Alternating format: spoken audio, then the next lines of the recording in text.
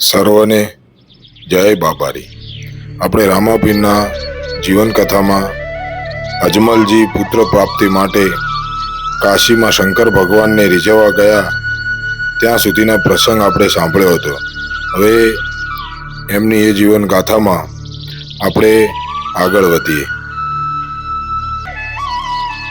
ત્યારે અજમલજી કાશીથી પરત આવ્યા અને એવું કહેવામાં આવે છે કે અજમલજી પોકરણથી પગપાળા અને સાથે ઘોડા પણ હતા એ લઈ અને દ્વારકા જવા નીકળ્યા.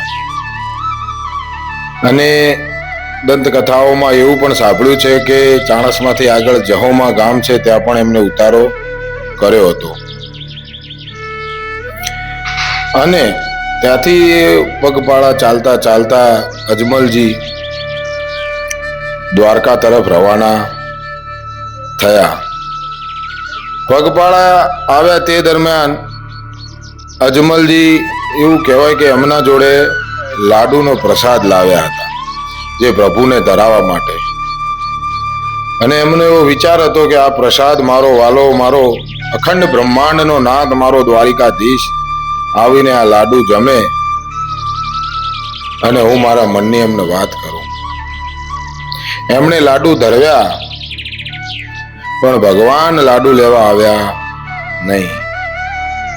ત્યારે એમને ખૂબ દુઃખ થયું અને એમને ગુસ્સો આવ્યો અને એ લાડુ એમને ભગવાનની મૂર્તિ તરફ ઘા કર્યો.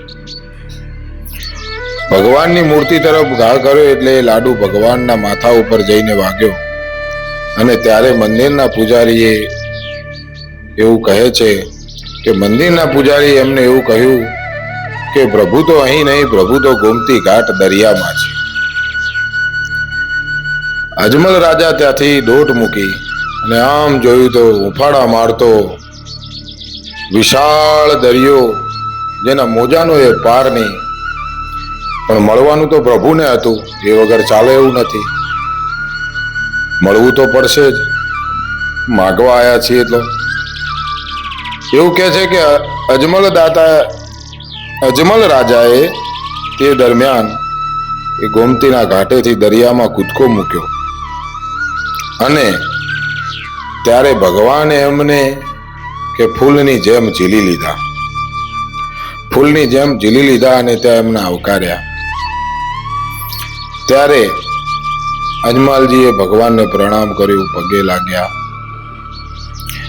આ દરમિયાન અજમલજીએ ભગવાન સામે જોયું, દ્વારકાધીશ સામે. ત્યારે એમને માથામાં વાગેલું હતું અને અજમલજીએ પૂછ્યું કે પ્રભુ આ શું થયું? ત્યારે પ્રભુએ એવું કહ્યું કે મંદિરમાં લાડુ ચડાવવા આવેલા મારા એક ભક્તે મારા ઉપર લાડુનો ઘા કર્યો.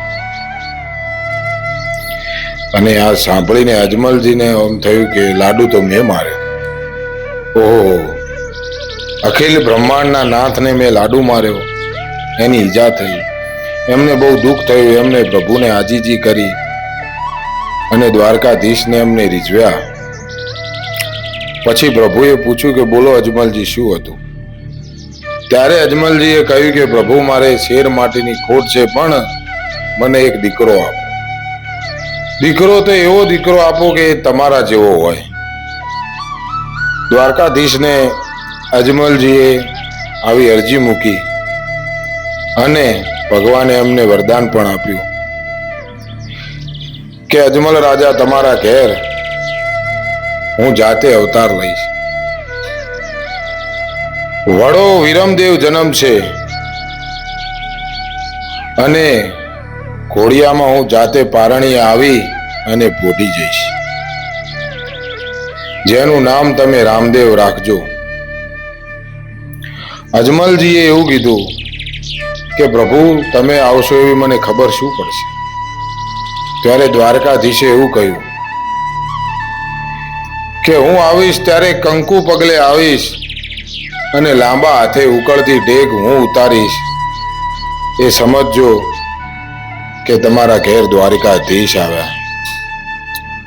એમ કહી અને અજમલજીને વિદાય આપી.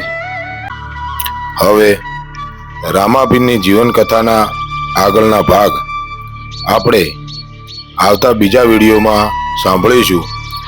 અને મારા વાલાની દયા વરસાય એ પ્રમાણે મારી યુટ્યુબ ચેનલને લાઈક કરો અને સબસ્ક્રાઈબ કરો એવી હું આપને વિનંતી કરું છું. જય અલગ ધણી.